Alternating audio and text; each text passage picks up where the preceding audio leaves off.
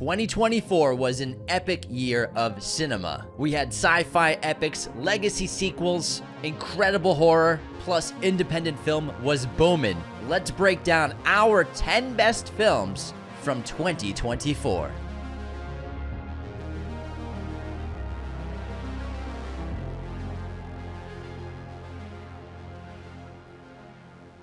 What's up, movie friends? Welcome back to Raiders of the Lost podcast, the ultimate film and TV podcast, and Happy New Year. We made it. We made it. 2025. Wow, we're almost 5 years on the show. In June, it'll be 5 years. Oh my God, we gotta do something big for our 5-year anniversary. I know. What do you do for a wedding anniversary for the 5th year? Because it's I think is you it should go on wood? vacation. Is it cotton? What is it? Gold? Candles? No, so every year's a thing. Oh yeah, it's a different material. Yeah. It's kind of like a marriage. We kind of have a marriage. Wood. I was right. Wood? I think it's wood. Should we just gift each other wood? Here's a 2x4, Here's Anthony. a stick. We got plenty that I found in the backyard. Now, 2024 was a really great year for film. It's another rebound year from COVID. We got some great performances at the box office, some big surprises, as well as just a ton of films that came out of nowhere and ended up being some of my favorites of the year.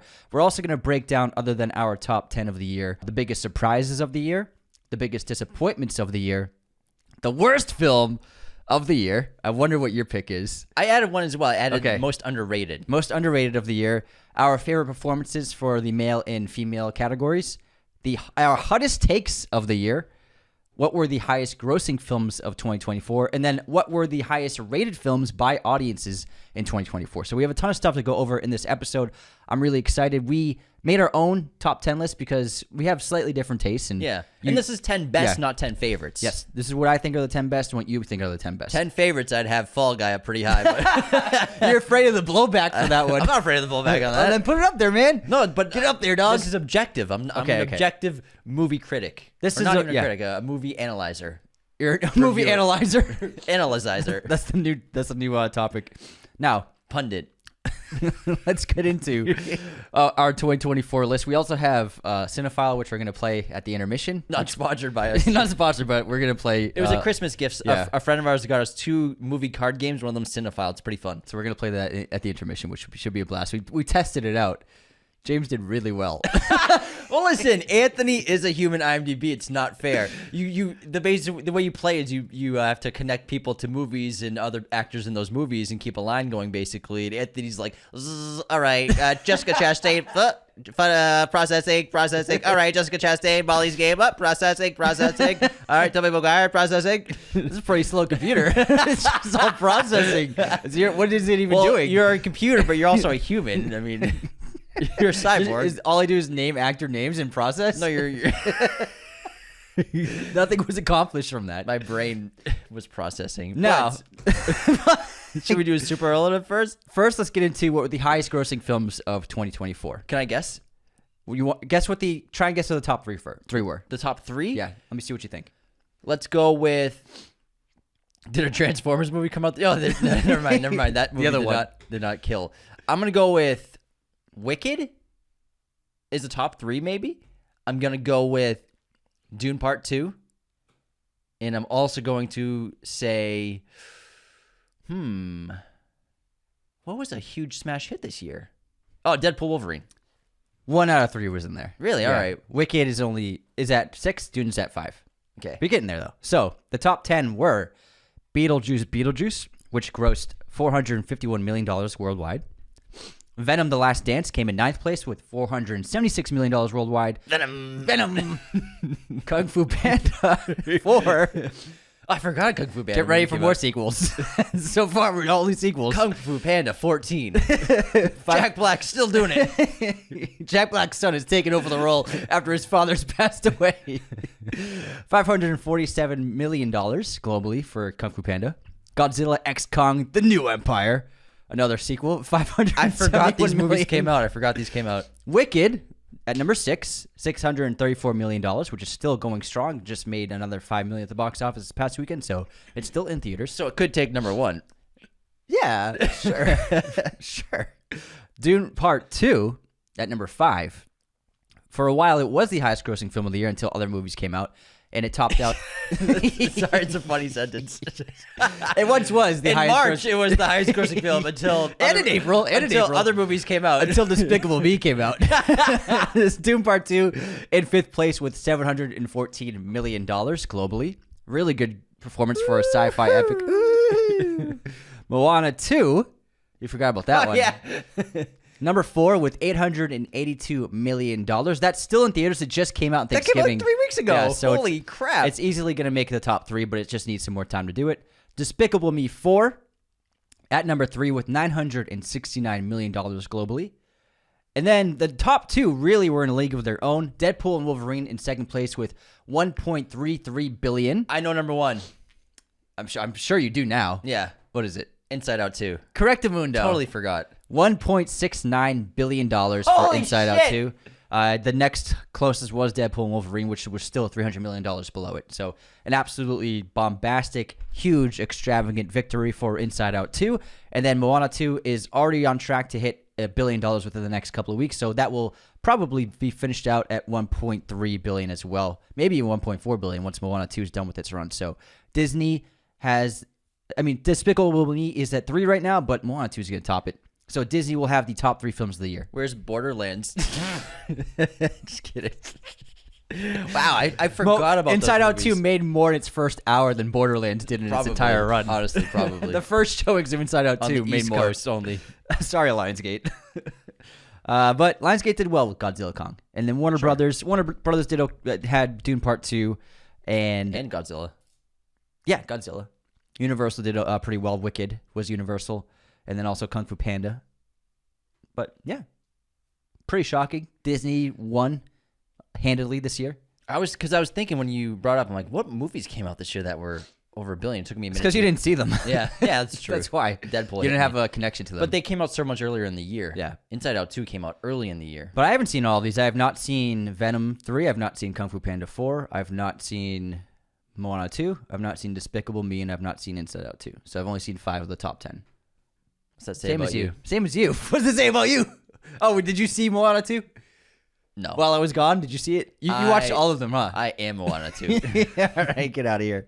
Now, before we get into the other superlatives, how about we start with our list of the top 10 films of the year? Sure. You want to start number 10? You start number 10. Okay. Number 10 for me for best films of the year so far. Actually, it's over, so.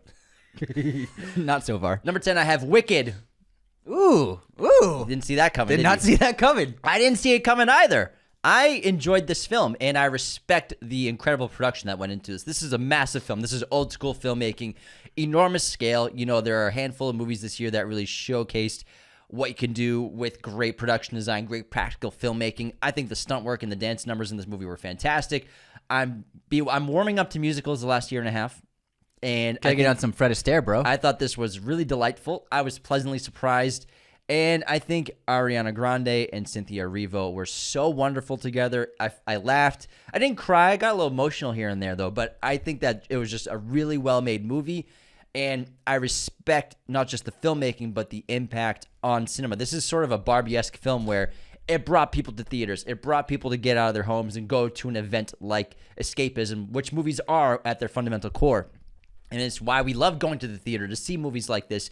And just because it's a musical, not maybe your cup of tea, doesn't mean it's still not great. And I think that the director, Chu, did a phenomenal job with this film. Massive, massive scale production. And I was honestly floored by the filmmaking. Wow, if I told you 2 years ago you'd have Wicked in your top 10, what would you have told me? What is Wicked? You knew what Wicked was. No, I didn't. You didn't know what Wicked was? Barely. I think the most famous Broadway play in the last 20 years. I'm not a Broadway guy. Yeah, but the images are everywhere. They're all over the place. I just thought it was the Wizard of Oz. I don't know. I don't know shit about Wicked. Okay, all right. But now... Well, what if I told you Wicked, which is a musical of a Wizard of Oz origin story... Would be in my top 10 movies of 2024. Yeah. I'm like, oh, must be pretty good. Okay, there we go. Must be pretty good. I like Is that the answer you want? No, it wasn't what I wanted. Are you done probing me for my? Are you done probing past James? It was a simple question. It was a simple Not question. really a simple question. I was looking for a more extreme response. It was a very tame response. I don't know what do you want me to say? You said it perfect. You said enough. Thanks. Great pick, man. At number 10. Didn't see that coming, huh? I did not see it coming. I really enjoyed Wicked. Look how surprised Anthony is. Look at that face of shock. All right, get to your number 10, pal. At number 10, I have The Substance, which was a really shocking, insane, really funny horror film. And it was a great surprise. Coralie Farga in her second film. This is starring Demi Moore, Margaret Qualley, Dennis Quaid, and was distributed by Mubi, which is growing into a big distributor. This is a huge success for them. They bought it for $25 million, I believe. And then it ended up grossing $77 million globally at the box office, plus they have it for their streamer, the Mubi streamer. So I think it was a great investment for Mubi. And this movie was really just an absolute mindfuck, really great body horror. It's some of the closest stuff I've seen to Cronenberg in a while, while also infused with a ton of energy, really ridiculous tone, fantastic performances, very graphic, highly entertaining and engaging. And what's funny is I didn't love it. I didn't love it for the first hour and a half. I thought it was good. But then it was really the third act became absolutely bonkers and hyper sensational and really absolutely insane. And it was just like one of those movies where you're just like, hey, they went for it and this is a lot of fun. You're not going to see anything like this in the theater. It was a lot of ridiculous stuff. I expect Demi Moore to maybe get some love from the Oscars and we'll see going forward. But I think it was a really good time. It was unexpected, kind of out of nowhere. One of those films that you don't really hear about until, this film did well at the festival it played at Cannes. It won screenplay, big sale. So then that got on everybody's radar, and that came out a couple months later and really blew the doors off the theater. It was really fun. The Substance. All right. Should we go to number 9 now? Let's hear number 9, then we'll go to a new superlative. Number 9 for me, I have The Wild Robot. Aw. I thought this was a delightful animated film. Really groundbreaking with new technology infused into this style of animation. Really never been done before on this scale in a feature-length film. And we got to see a great screening with the Q&A with the director. And he talked about how, animation and CGI, animation especially, it usually takes a decade or two for sort of a revolution to happen in terms of the production as well as the animation techniques and technologies in programming. And he said this is the new revolution in terms of this wonderful style of 3D painting, basically creating what looks like, for me when I watched this film, it looks like real life painted with a digital paintbrush. It looked phenomenal. Yeah. Never seen anything quite like it. But at the end of the day, animation aside, great story. It was a lot of fun. This robot who is from this futuristic, highly advanced, technologically superior human race that have robots that fit and do all their chores and everyday needs for themselves, but one is sent to the wrong location on this island where the robot must figure out a way to survive, but then also trying to find a job to do because that's what it's programmed to do, and it ends up raising a little duckling, a little duck to learn how to fly, so cute, and eventually fly off with its own kind when the seasons change. I thought it was wonderful. Cried a few times during this movie. It was very funny.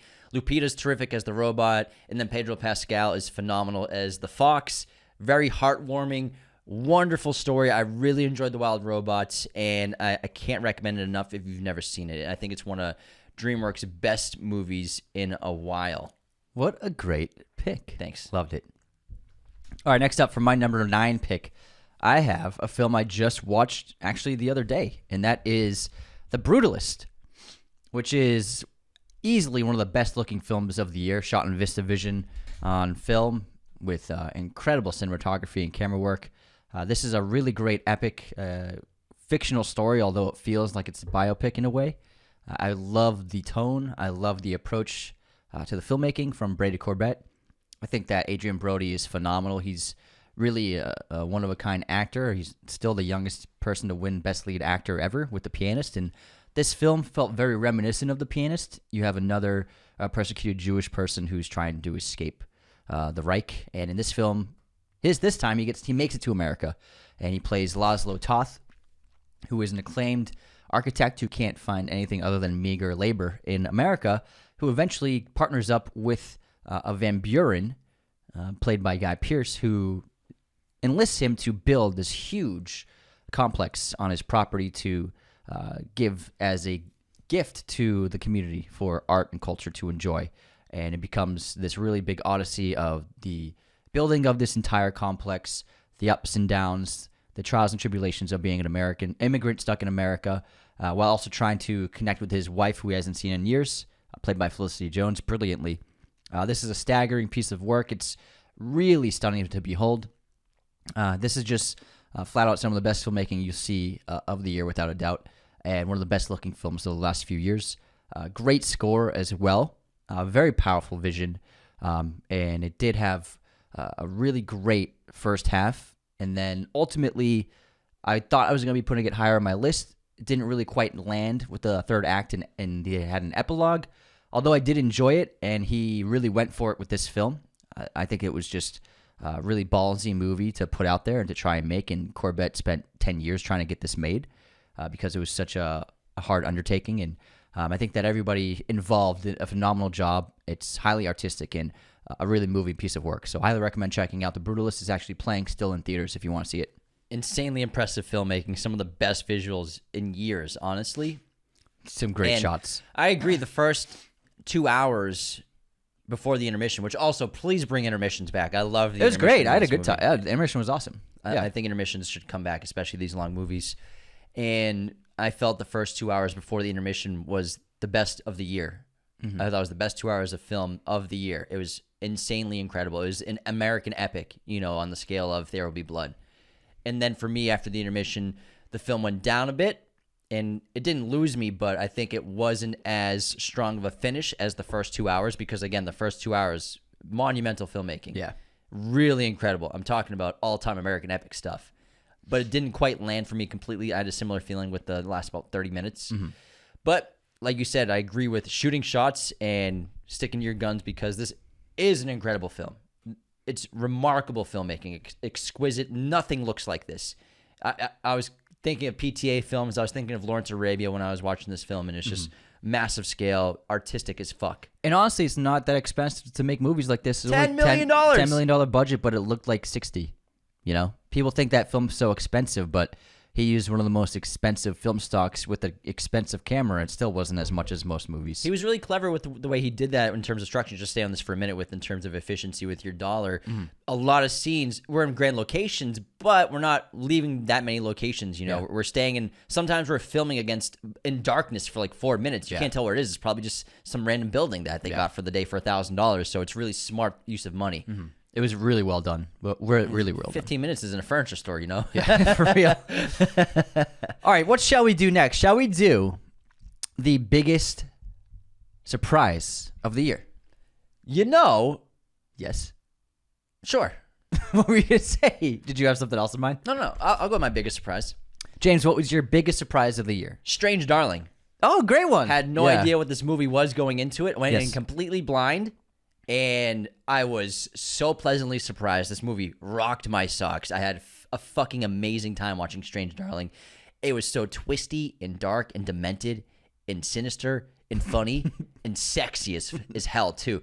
But holy crap, it was original and unique, and I loved every second of Strange Darling. It was oozing with neon blood, I loved it. It was a great time. Yeah. And you saw it.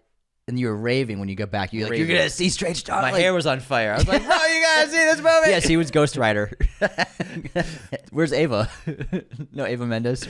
By your side? I wish. No, Strange Darling was... She only goes for top 5 male in the world with Ryan Gosling. He's a top 5 male. Strange Darling was, you're right, it was a great surprise. It was a highly engaging, very entertaining, and just a really fun time at the theater. And the audience I watched it with was really vocal, and you could feel the energy, which is so hard to do in a theater, in cinemas nowadays, to get the audience to really come alive while watching a film. Yeah. And you could tell as a communal experience, it was great. So great pick. My biggest surprise of the year was Juror number 2. Oh yeah, I wasn't surprised. It was Clint. I mean, it's Clint. It's Clint, but I was like, we'll see. I was surprised. The thing what I found so surprising was just how great it was, because it's one of his best of the last of this century that he's made. I think it's the best one he's done in years, and I was really blown away because I really like Richard Jewell, and other than that, it was really the 2010s and 2000s that he had like another great film. The Mule's pretty good. But it's not all-time it's all stuff. right. It's not, yeah. And I like Gran Torino, but I like this more than Gran Torino. I loved Juror number 2. I thought it was just like a great old school classic courtroom drama, incredible mystery, a fantastic twist. Nicholas Hoult carried it really well, an amazing cast, and I just had a really good time. And this was 2 hours where I was just fully in it. I was locked in, and then it just had one of the best endings of the year. Juror number 2. Might have the best ending. The last minute of that movie it blew me back, and I was just shocked. The theater erupted. Yeah, everybody. You could hear everybody go like, everybody, and then the credits rolled, and everyone was like, "Oh my god!" It was great. It was a great ending, and I didn't see it come in, and I thought it was overall just such a very strong film, and absolutely one of the best of the year. I just was surprised how great it was. Let's get back into our lists. Let's do it, man. At number 8, what do you have? Furiosa, a Nice. Mad Max saga, which obviously was a very long-awaited prequel, sequel, legacy sequel to Mad Max Fury Road. And Furiosa, for me, isn't quite the masterpiece that Fury Road is, but nonetheless, still a phenomenal movie. Phenomenal. Led so well by Anya Taylor-Joy, as well as Chris Hemsworth in incredible performances with just juicy characters that eat up every second of screen they're on. And George Miller's a genius. The guy's an incredible filmmaker. The stunt work, the explosions, the vehicles, the scope of the world that he has created. So few filmmakers out there, I think, are able to create worlds that exist outside of our own. And obviously you think of people like George Lucas with Star Wars. I mean, Denis with Dune. But then I think people always forget about, what about George Miller with The Wasteland? The Wasteland is as much a big world of its own as Star Wars is. It's original. Exactly. And it's so unique. And I think it's just so fascinating every time we're there in The Wasteland. And I'm looking forward to future Mad Max movies. Hopefully we get... I would like to see a Mad Max movie, you know what I mean? I want just like a hardcore Max movie. And I think it's probably one of the reasons why it was a box office failure. But I think that at the end of the day, still an incredible movie. The music slaps just as hard as the first film. The action is so incredible, and I think Anya's a star. Can't wait to see her in Dune Messiah. But I think Furiosa was just impeccable filmmaking. The story for me, not as strong as Fury Road, but overall a very, very good movie. I really loved Hemsworth too. I thought he really stood out and showed audiences that he's an extremely capable actor, and I think gave him a lot of range, because we all know Anya's fantastic. But Hemsworth's just been doing, the strong leading man for so long, and also the comedic relief. It was great to see him try something really different. Yeah, something dark. Yeah, and he really pulled off the villain really well. My number 8 on the year is a film set in Jersey, Anora, New York. Sorry, is it New York or Jersey? Both. Both. Sean Baker's Anora is flat out one of the best of the year. I really love the film.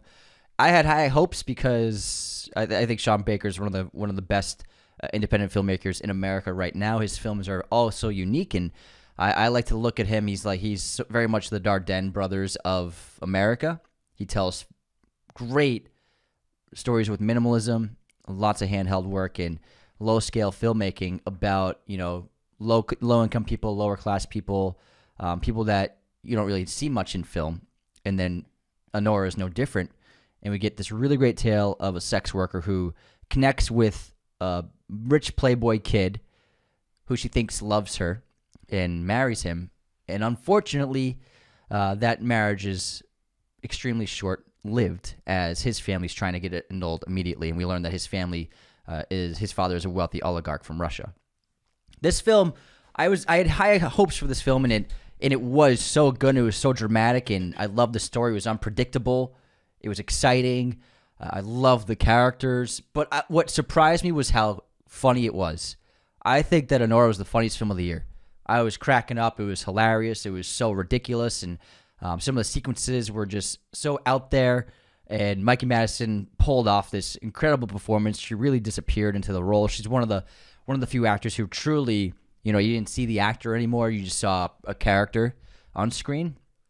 And that's really hard to do as an actor. But I think she completely immersed herself, and I didn't see Mikey Madison. I saw Anora. So I think she carried the film so well. And Sean Baker's direction is the best he's done so far. He added a lot more style to this filmmaking that he's done previously, and I think he's gotten better with each film he's made.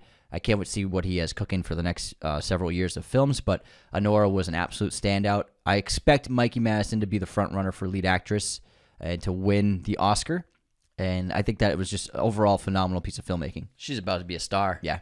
She's about to be a huge star. I'm curious to see what she does next. Waiting until she wins that Oscar. I hope that she doesn't go, I wouldn't hate to see her in big blockbusters, but I'd like to see her stay more in independent and more interesting roles for now.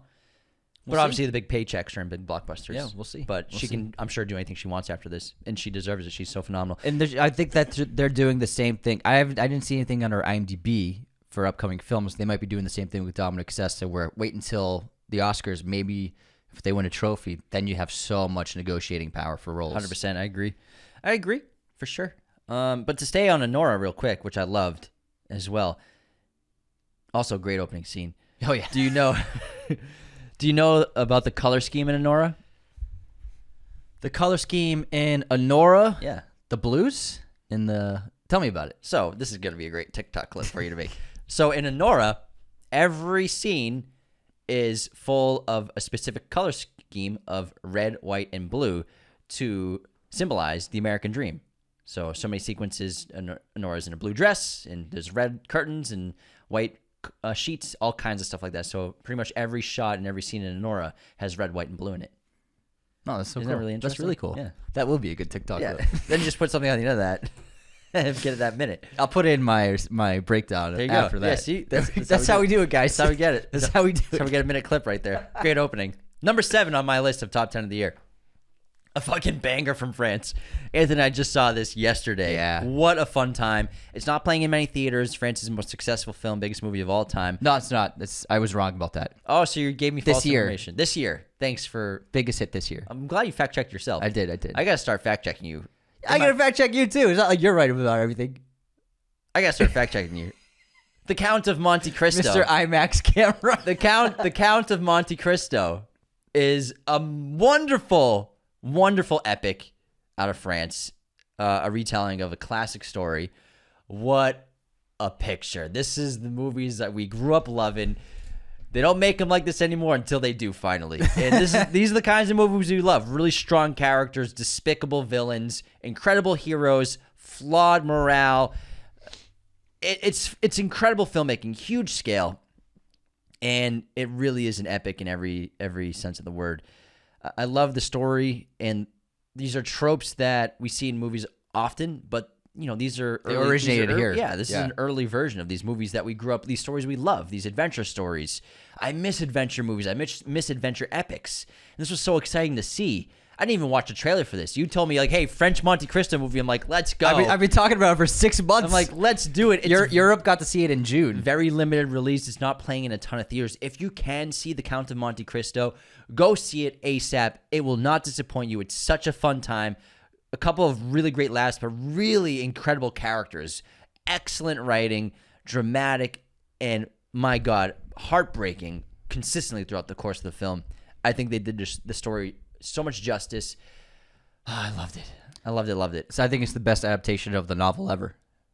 It's really great. I'm glad you have it up. I'm glad you enjoyed it. It's fucking great, man. And it was did it feel like 3 hours? No, man. It felt like an hour and a half. It fucking flew by. It did not feel like 3 hours. It flew by. I was worried to have to pee, but 2 hours in, I'm like, I'm holding this piss in. This is great. This is fucking great. You ain't going nowhere, piss. It was so good, guys. It was fantastic. At number 7, I have Conclave, starring Ralph Fiennes, Stanley Tucci, the wonderful cook / actor. He's so delightful. He's so delightful. And from Edward Berger, this is a phenomenal film. I had high expectations because of Edward Berger's previous work, especially with All Quiet on the Western Front, and the trailer was so good. And I was not disappointed. This was just like one of those great old school mystery thrillers that they used to make a lot in the 90s and 2000s. And it really is like the only one of its kind this year. I can't think of another film that even compares to this film. I love the setting. I love the aesthetic. I love the world building. Seeing behind the closed doors of these really interesting secretive processes that have been carried out for literally centuries in the Vatican. I think it was just a really incredible cast of characters, phenomenal actors. I mean, you also get Isabella Rossellini, John Lithgow, fantastic performances all around. I love the cultural scope of it. We have bishops and cardinals from all over the world, so we get a lot of great cultural ticks and idiosyncrasies and languages in this film. But at the end of the day, it was Ralph Fiennes' show. He proved that he's really one of the most capable actors alive. He's been doing it for many years. He's still got the juice. He's so good. He carries the film, but also he was a character who, compared to his other work, he's often played. I mean, he played someone who's just like morally decent and good, and just trying to do the best thing, trying to do the right thing, and he's grappling with kind of a thirst for power, but also trying to uncover the truth and do right by his beliefs and his faiths. And I just found the film to be wonderful. So well shot. The cinematography was outstanding. The production design, the costuming. I mean, this is just one of those movies where everyone was firing on all cylinders, every part of the production. And I thought it was just a really fantastic movie with another amazing and shocking ending that I did not see coming, which I think just put it over the edge. Great pick. What a movie. Conclave was fantastic. I love the vape. Vaping Cardinals. It's the funniest thing I've seen all year.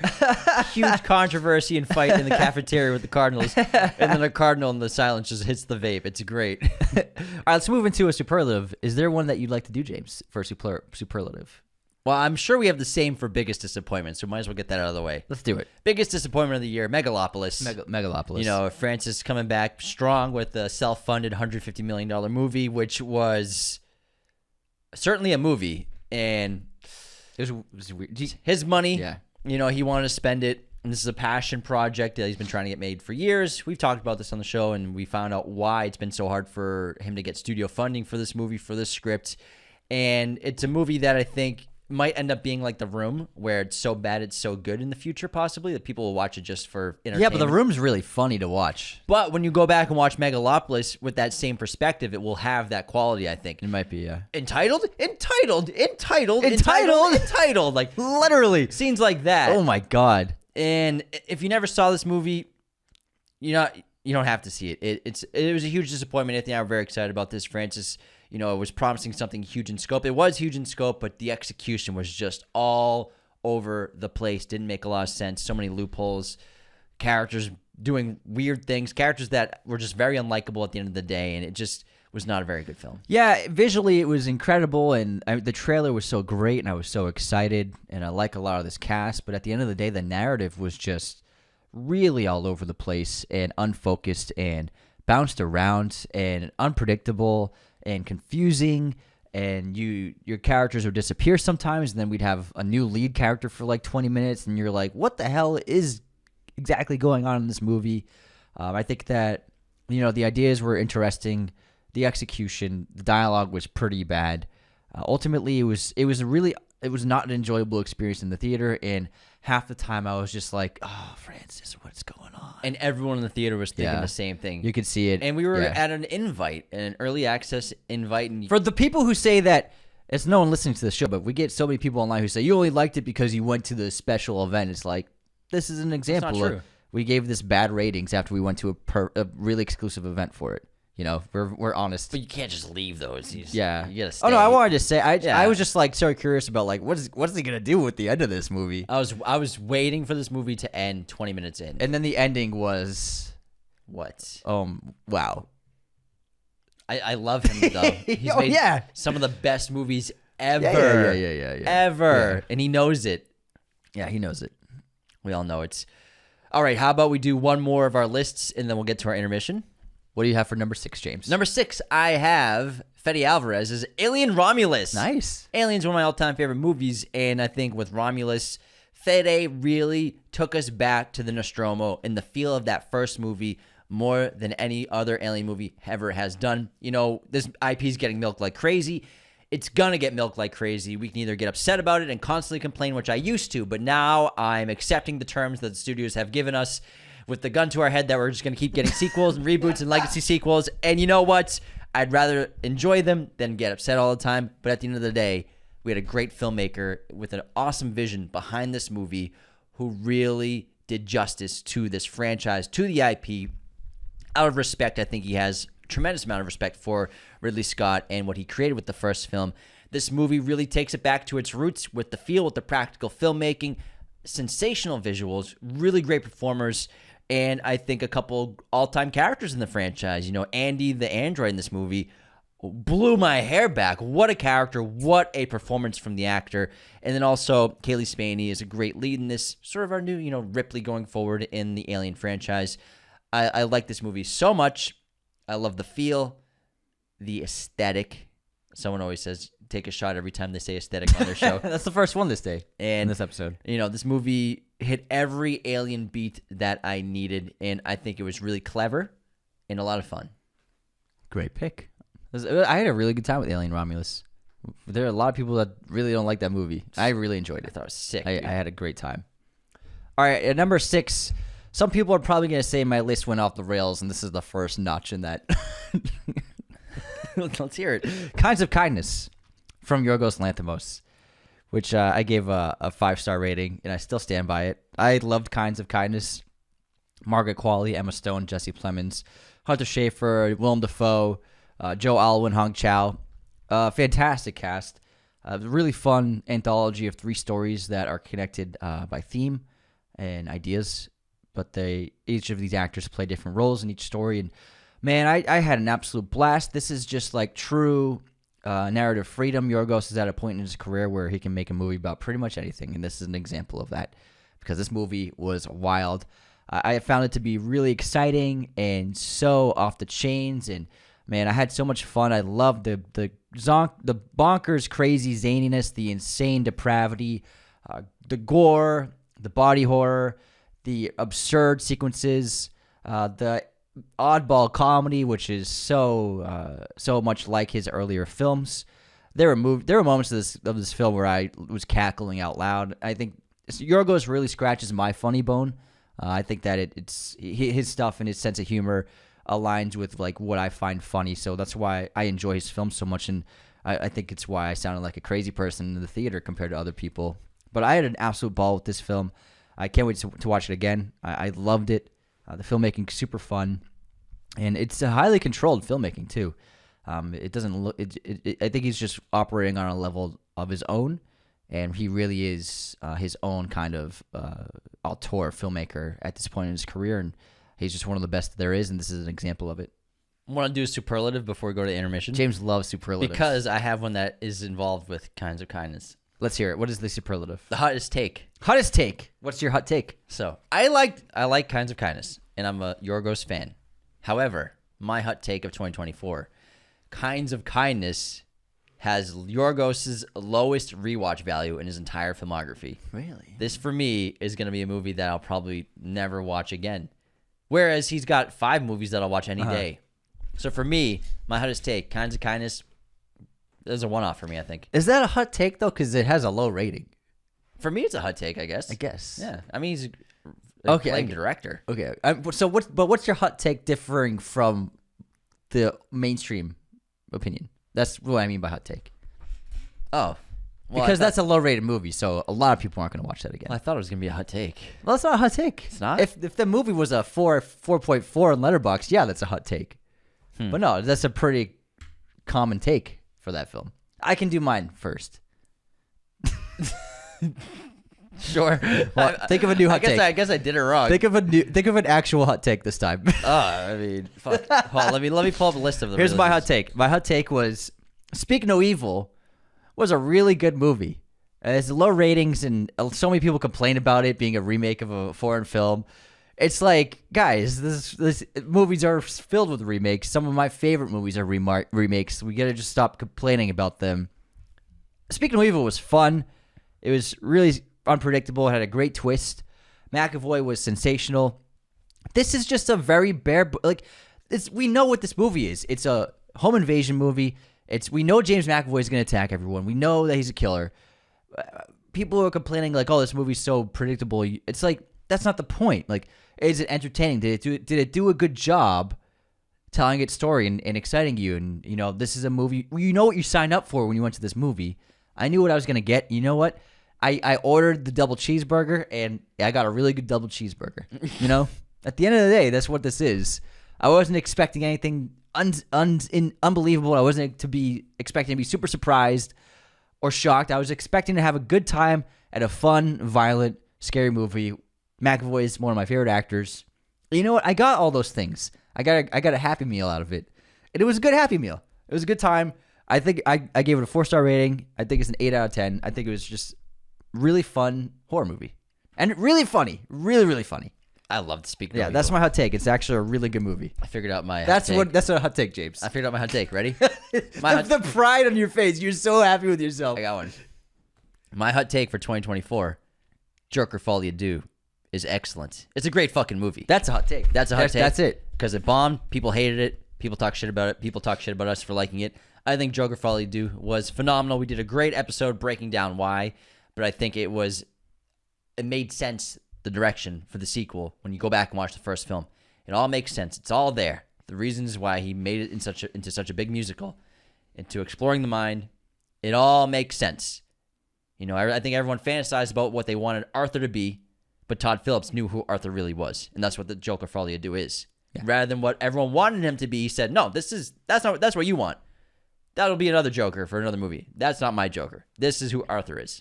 You can see how spot on he was with this film because of that guy who killed the CEO of that company. He became sensationalized, and people were swooning over him. People were thirst trapping him.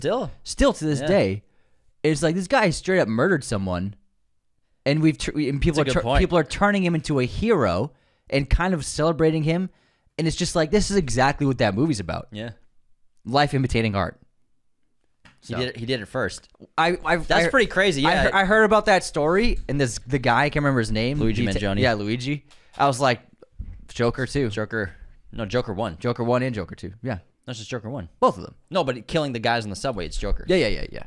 But what I'm saying, this film is about the audience wanted him to become a killer and celebrate him for it. No, they wanted him to be the Prince of Gotham. Yeah, no. No, but what you're saying is perfectly the first 2 acts of Joker. Yeah. Of him killing people, and then the Joker becomes the pride of the city. Yeah.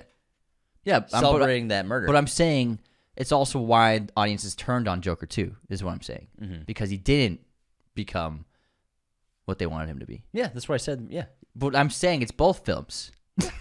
Oh, no, but I don't get how that connects to Luigi Mangione, the second film. Because of celebrating him. Oh, yeah, sure, they're celebrating him, yeah. And so they destroyed Joker because he didn't want to be that. Mm-hmm. Yeah. Do you see that? I'm picking Do you see it now? now? Do you see? Do you see? Us at the Grand Canyon. Do you see? Grand Canyon. Do you see? All right, let's get into our... Also, I applaud you for standing by Joker, your opinion, and not worrying about what people think. Movie's fucking awesome. Movie's great. Sorry that James liked the movie. Again, Anthony and I saw that a month early before people started bashing it, and that became popular opinion, and people started just jumping on But not to say that people that don't like the movie doesn't mean that's invalid. But it definitely impacted people's opinions. It always does. For sure. Shit happened with The Flash. Same thing happened with Joker Folie à Deux. Yeah. Happened with a couple movies this year. So, kudos to James for sticking to his guns, not cowering down. I always stick to my guns. I'm uncancelable. Yeah, I mean, we've tried to cancel you many times. Can't cancel me. He's too big. All right, let's get into our intermission, everybody. But before we continue, the best way to support Raiders of the Lost podcast, you know it, is to become a patron at patreon.com/Raiders of the Lost podcast, where patrons are given perks like weekly bonus episodes of the show, access to the ad-free version of every single episode, as well as access to our Discord and all kinds of other awesome perks that come with different tiers. For as little as $10 for an annual sign-up, you can be a member of our Patreon. We have tiers that go all the way up to $100, which gets you so many perks that they'll be pouring out of your pockets. Patreon's the only reason we can do this show full-time. We've had tremendous support over the last few years, but let's make 2025 the biggest year on our Patreon yet. Sign up today at patreon.com/Raiders of the Lost podcast. Everybody, another great way to support the show, leaving those 5-star ratings and reviews on Spotify and Apple, which are so important and integral to our show getting viewed by new people, adding reputability, and helping us chart on podcast platforms. So we're actually shown to people who are browsing podcast categories. We're not going to get shown to people in those categories if we don't have high ratings and lots of ratings. So if you just take a few seconds out of your day while you're listening to our show, you know, while you're pooping or whatever, just scroll on up, hit that 5-star, wash your hands, then hit that 5-star rating on Spotify or Apple. I love to read the written reviews out on Apple Podcasts. It's so delightful and fun every single time. I'll get to one of those in a minute. But if you leave a written review on Apple Podcasts, you bet your ass it's going to get read on the show. Guaranteed. And you'll be immortalized on Raiders of the Lost Podcast forever and ever. Also, subscribe on YouTube. We're almost at 50K. Another great way to support the show, just share us with your family and friends. Share our episodes. Share our TikTok content, our Instagram content. Follow us on Twitter. Follow us on all the... Follow us. James is sad and hears him. Follow us on all the things. Sharing us is the best way for a podcast to grow organically. So thank you to everyone who has done that. This episode, of course, is sponsored by our friends at movieposters.com, the number one place to get your posters online today. Be sure to use our promo code Raiders10 at movieposters.com to get 10% off your order right now. They have a huge selection of pretty much every movie and TV show imaginable in their poster library, as well as all sorts of sizes, framing, and even backlighting for your poster needs. Christmas just happened. Do you have some Visa gift cards? It sure did. Do you have some... Hey, let me finish my whatever you call it. I stuttered and you gave me shit. If you're going to stutter, I can give you shit. You said like 10 words that didn't make sense. No, I stuttered, you gave me shit. If Anyways, you stutter, I can give you shit. You got... Did you get a gift card this year? You should spend that. The best way to do that as a movie lover is to get some banging movie posters from movieposters.com. They have your favorite Hollywood blockbusters to your favorite Hollywood classics, foreign films, independent films. They have original print posters, alternate posters, anything you can dream of. Movieposters.com has it. So again, use our promo code Raiders10 right now at movieposters.com. That will get you 10% off your order immediately. All right. Let's get into our intermission, Anthony. Yes. Now, are we going to start with Framed? Yes. And then we'll do the Cinephile card game. So Framed, pulling up the website that gives you movie stills, and you have 6 guesses to get the movie. The first image on today is 2 people on a plane, it looks like, fighting over a laptop, and I already know what this is. Amazing Spider-Man 2. Yep, that's pretty easy. The weirdest opening scene to a Spider-Man movie ever. Yeah, let's do it. Yeah, without Spider-Man involved in it. What were you guys thinking? That was pretty simple. What were you thinking? Pretty easy guess today. All right, let's do Cinephile now. So the way this card game Cinephile works, it's a lot of fun. So it's basically 2 decks of cards, and each card is a different actor. It's just a photo of them with their name, as well as it says the movie that the character portrait of them is. And like Marla Singer right there for Helena Bonham Carter is a card. So if you should hold it up to the camera, Anthony, so that people can see what a card looks like. It's just a sketch of Helena Bonham Carter. And then it says Fight Club, but she's dressed as Marla Singer. So every card is a different actor with a character from one of their movies. And so basically the one we're going to play, there's 3 different ways you can play this game. We'll play the easy one for funds. Yeah, it's faster. Basically what happens is you pull a card and there's an actor. And then from that point on, we have to guess a movie that they're in. Mm-hmm. Take turns. Back and forth until someone runs out of guesses. Would you like to draw? Sure. Now this is it sounds easy, but it's actually a lot harder than you think. And if you play with Anthony, you're probably going to lose. No, you did great, man. We had Jamie Foxx, and I couldn't think of any movies. Jonah Hill. And so Jonah Hill, and the image is him in Wolf of Wall Street. So that's the one we can't say. We can't do that one. So I'm going to go. He's blanking. No, I'm not blanking. I'm building a strategy here. You're strategizing. I'm strategizing here. Let's go with... This is going to be tough. Super bad. Knocked up. I'm scared. Moneyball. 40-year-old virgin. Oh, I forgot he was in that. The goldfish boots. I just want to buy these so I could take them home and wear them. I don't understand. Yeah, they're great. I don't understand why I can't just give you money. Let's see. Get him to the Greek. Good one. Accepted. Oh, that was the college one, right? I was trying to think of that. Say hi to my wiener. All right, let's go with the Beach Bum. Beach Bum. Oh, yeah, good one. Thanks. Don't Look Up. War Dogs. Nice. Thanks. Jonah Hill. It's getting hard now. This is the end. Fuck! That's what I was going to do next. God damn it. And again, we cannot do Wolf of Wall Street. All right, now we're into tricky territory. Jonah Hill. Let's see. Oh my goodness, this is getting difficult. I mean, the thing is, he hasn't been in a ton of movies at the end of the day. He's been in some really great ones, though. That's the thing that really stand out in his career. Like, what's he been in recently, though? I'm trying to think of. I feel he hasn't been in that movie. Besides Don't Look Up, he hasn't been in that much stuff lately. He's been directing. Yeah, he's been. Yeah, he did. He directed the skateboarding movie. He didn't have a cameo in that, did he? No. Oh, that's a TV show. Never mind. I was gonna say you ran out of time. It's been about a minute. You stalled. Yeah, you gotta guess something. Forgetting Sarah Marshall. God damn it! Let's go, baby! God damn it, you motherfucker! Let's go! Oh my god. Oh, that was a good one. I'm out, man. James emptied the tank. The mag's empty. There are no more bullets left. Cyrus. Fuck you, man. Fucking motherfucker. Oh man, Jonah Hill. Now you went first, right? Yeah. So we're tied right now. Yeah, we're tied. So I have to get another one. Yes. If I don't, then I lose. So let's give me 30 seconds then. Jonah Hill.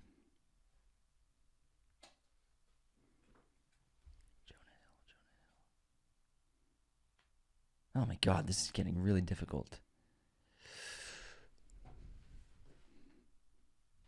I can't believe you got Cyrus, you motherfucker. Oh, what's it called? Fuck. 21 Jump Street. 22 Jump Street. I knew that was gonna happen. I was like, I'm gonna say it, and he's gonna just be back in exactly where I was at square one. Trying to figure out a Jonah Hill movie in 30 seconds.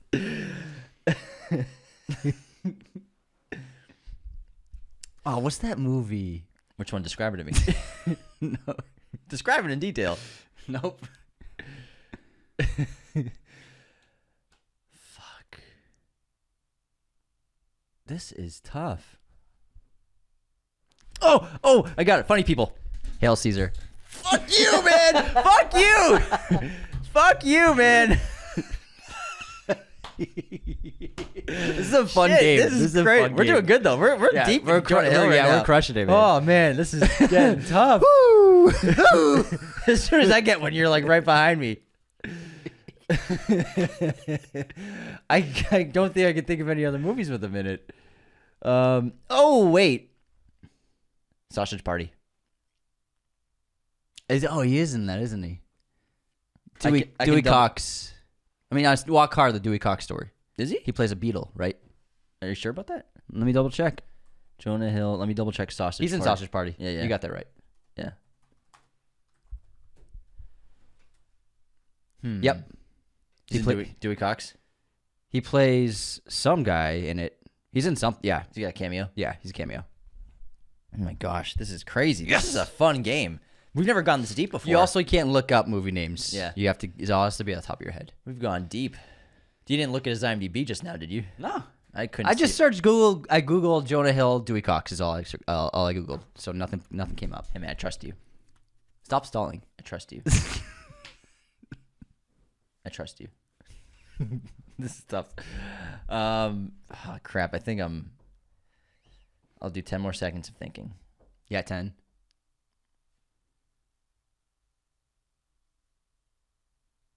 I'm out. Django Unchained. Oh my god. Let's go! Give me that card, baby. Give me that fucking card. Just watched it 2 weeks ago too. Woo! Just watched it. That was good. That was good handshake. That was the longest we've done. I think we got like 10 each. Wow. Let me pull up his IMDb. I want to see what else we're missing. It's gonna piss us off, I bet. What would be a big one?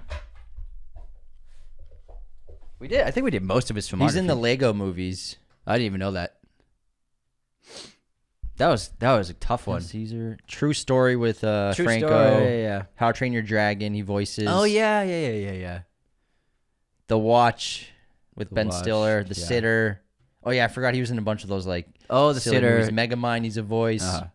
He's done a lot of voice acting. Yeah, I didn't realize how many. Funny People. Did you say Funny People? Yeah, I said Funny People. Okay. We got all the Apatow ones. The Invention of Lying. Night at the Museum. Okay, he's been in a ton of movies. All right, that was tough though. Lots of voiceover work. Look at that. Yeah. Evan Almighty's in. All right, let's move on. Great job. That was good. fun. That was good. That was good. Good job, man. Well I done. knew it's usually I'm up against. It's like David versus Goliath when you go against Anthony in movie games, and I think I held my own pretty well there. You did great. Thanks, man. You know movies really well. Thanks. Stop selling yourself short. I appreciate it, dude. You're a smart guy. It's so thoughtful of you. Now let's do some quotes. Anthony, you guess this movie quote. It's a matter of It's a matter of professional integrity. No girl wants to marry a doctor who can't tell if a man's dead or not. Sherlock Holmes. That's one of the best jokes. That's a good one. No woman wants to marry a doctor who can't tell if a man is dead or not. All right, here's my quote. I'm married. What? I'm married. Oh, what is that? Fuck, what is that? Oh my gosh, why am I blanking on this? Hot chick? No. White girls? No. What is it? Pearl. Oh. It's a scarecrow. I'm married. I'm not staying on this farm. What happened? I thought you liked me. You said you liked me. I did anything wrong. Why are you leaving me? That movie's so good. Pearl, you're scaring me. I have to get back. Fucking Superman. Can't believe how tall that guy is. He's a very tall guy. He's like 6'3". Yeah, very nice. So handsome. Moving on. Guess this movie released here. Zombieland. He is very handsome. 2011. 2009. Damn, old movie. What year did Nymphomaniac come out? 2007. 2013. Wow. Yeah. Huh. Huh. I guess it wasn't that long ago. Mm-mm. It wasn't. Anthony, who we have for haters this week? Wait, no, pop quiz time. I have a great pop quiz question. Holy shit. This is a great one. He jumped out of his chair. I've been waiting for this. Jumped one. out. Okay, Let's hear Anthony, IMDb. Movie pop quiz. Uh-huh. Name one movie that Wally Pfister shot that isn't a Christopher Nolan movie. Transcendence. No. I take that back. He directed it. I take it back. That Nolan didn't direct. Huh. Came up with this question myself. Huh.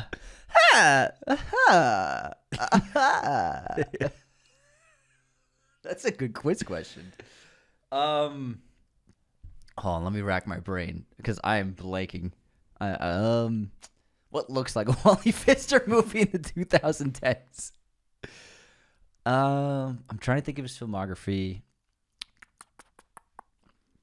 He did one other very good movie and a couple other movies no one's really ever heard of. But he did do a very good film that you love.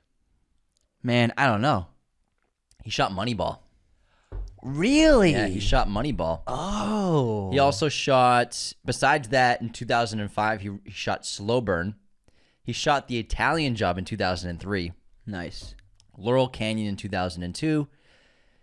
And besides that, Rustin in 2001. Besides that, just TV movies and Christopher Nolan. Wow, Moneyball. It's a great looking movie. Yeah. I think I remember that when it came out. That's a great question. Yeah, thanks.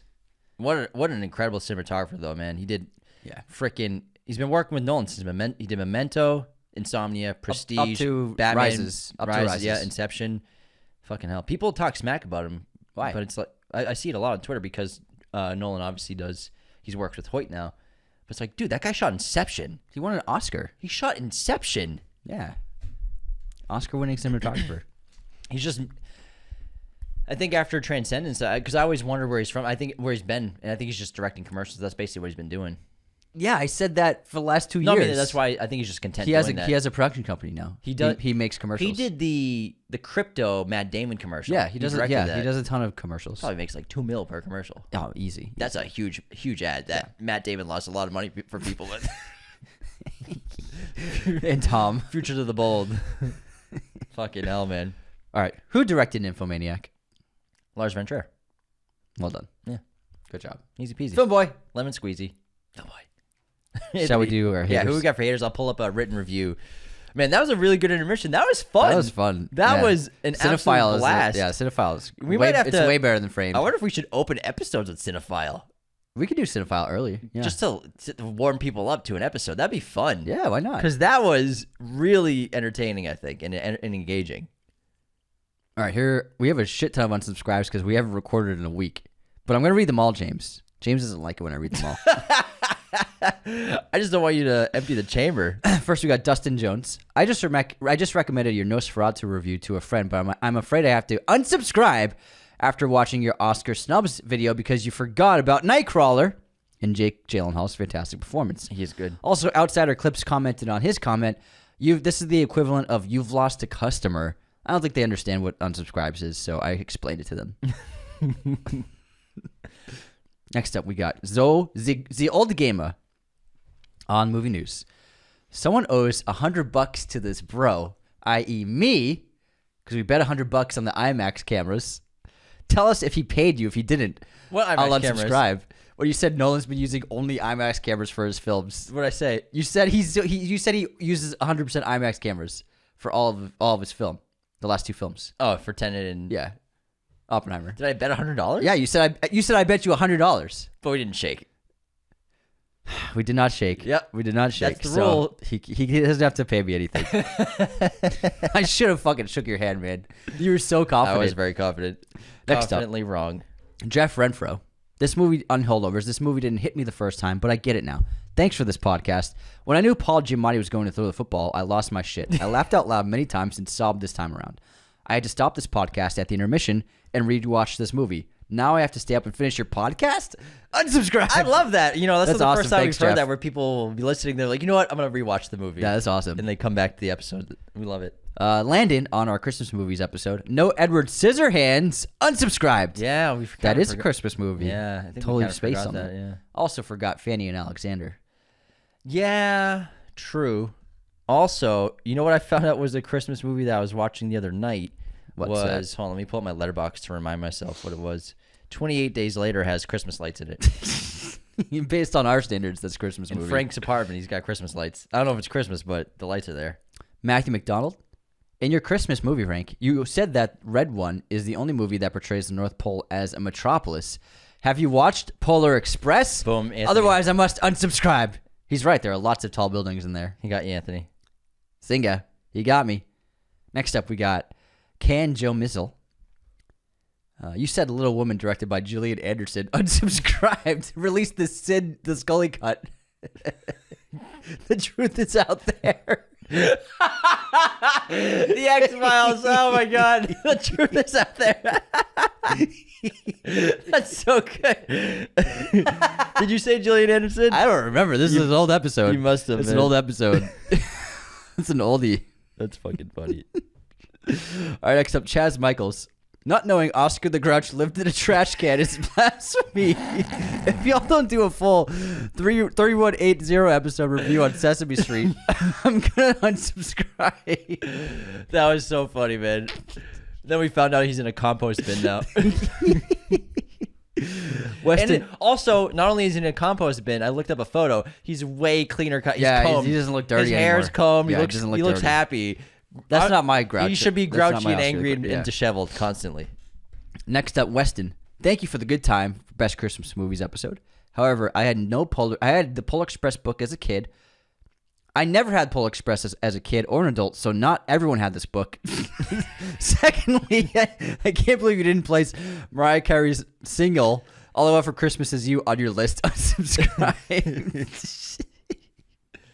Next up, I posted a photo of me wearing snow pants overalls. Oh yeah, how was that? It was great. Yeah, They were super warm. Did you guys find snow? Was it snowing in Vermont? It snowed in Vermont. It Oh, was nice. beautiful. Beautiful white Christmas in Vermont. Cool. And then Dylan Waddle wrote, "You look like someone who deeply regrets unsubscribing." Next up, movie news from last week. No, Anthony, unsubscribe. We don't need Anthony. That was a great epi. You did a great job. Thanks. Did you just call it an epi? Yeah. You know how I like to cut First double feature, now an epi. I like to save time. So you can't say episode. Epi. Epi. All right, movie news. I was watching this episode on my podcast app and went all the way to the end and didn't even realize Anthony wasn't here until you mentioned it. This is from Elric, by the way, from Elric. I originally subscribed to hear both of you, not just one of you, and for that I must unsubscribe. JK, great job with the episode, James. Thank you so much. That was so funny. I didn't even realize he wasn't there. Next up, Seth McCober. The Godfather Part 2 is a Christmas movie. Notice of unsubscription effective immediately until this correction is put in place. I think we screwed ourselves with the adjacent Christmas movie genre. Because there's a lot of movies with Christmas lights. It's because we put Eyes Wide Shut in there. I mean, we put Prometheus just to be silly, but now it's out of control. We opened Pandora's box. Speaking of, Joseph Lupp, No Lethal Weapon 2, unsubscribed. Exactly the same thing. Then we got Christopher Tardy. My favorite Xmas film is First Up. Unsubscribe. Sorry, pal. I can't remember what we put first. Next up, we have Ben Abbott. Pennywise spinoff. Don't you mean Penny Money? Unsubscribe. Please make a Dexter episode. We got to finish it. Oh, that'd be fun. Just do the first 2 seasons. That's all you need. Louis Soprano, not mentioning Michael Gandolfino in Warfare. Rare L. Unsubscribed. Oh. Is he in Warfare? I guess so. I didn't realize. Gandolfini? Michael Gandolfini. You said Gandolfino. Did I say Gandolfino? You totally did. Well, Gandolfini. Yeah. Whatever. I didn't notice he was in there, one of the soldiers. Trailer looks good. Yeah, it does look good. Jeff again. Who proofreads your posts? Unsubscribed. No one. It says movie tickets ever sold. Instead of most movie tickets. That was a repost. That was a TikTok to YouTube repost, Shorts repost. movie. Ocean Babin. I came here to see James touching Nicholas Hoult. Unsubscribed because you didn't touch him in the videos for the photo. Oh my god. Oh man. These are really great this week. Burt face drumming. Oh, you want an Apple review? Unsubscribed. How do you like those apples?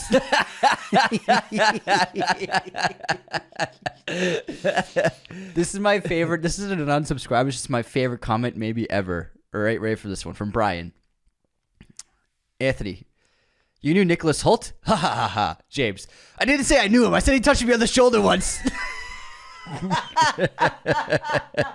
That's too good, man. That is a good reference. That's great. That's fantastic. 10 out of 10. That was so good. Wow. Oh my god. Gladiator reference. That's for anyone so who good. That's I said he touched me on the shoulder once. That's S tier comment right there. S tier comment. I did not say he knew me. I knew him. Oh my god, that's Fucking funny. hell. 10 out of 10. Oh man, that's hilarious. You can't beat that. So good. And then so Curtis Henry, he was surprised you made it to the Superman event because you're so busy. I told him James couldn't make it. I photoshopped him in. So I asked Nick Hoult to hold his arm up to pretend he was holding you. And so he said, I guess Nicholas Hoult has unsubscribed. Oh my god. We're all surprised you made it, man. Everyone was like, they were worried if you would make it or not. Okay, that's it. We're caught up. Those are great unsubscribes. Thanks to everybody. If you want to make us crack up and be silly, send us an unsubscribe in any platform comment. And here comes a written review from MT Riley on IG. Still can't tell you two apart. Also, I believe that they've been trying to get this posted for 4 it won't attempts work now. on Apple for them. Okay, so still can't tell you two apart. 5 stars. I've been listening to you guys since 2020. Wow. Holy crap. Wow, almost And 5 I years. Found you guys on TikTok and decided to check your podcasts out. Excuse me, I'm losing my voice from the laughing. I have enjoyed you guys since then. I like your love for the craft and passion for movies and TV, and I enjoy hearing your breakdowns of movies and also director spotlights. Keep up the good work. Don't let anyone bring you down. We got your back.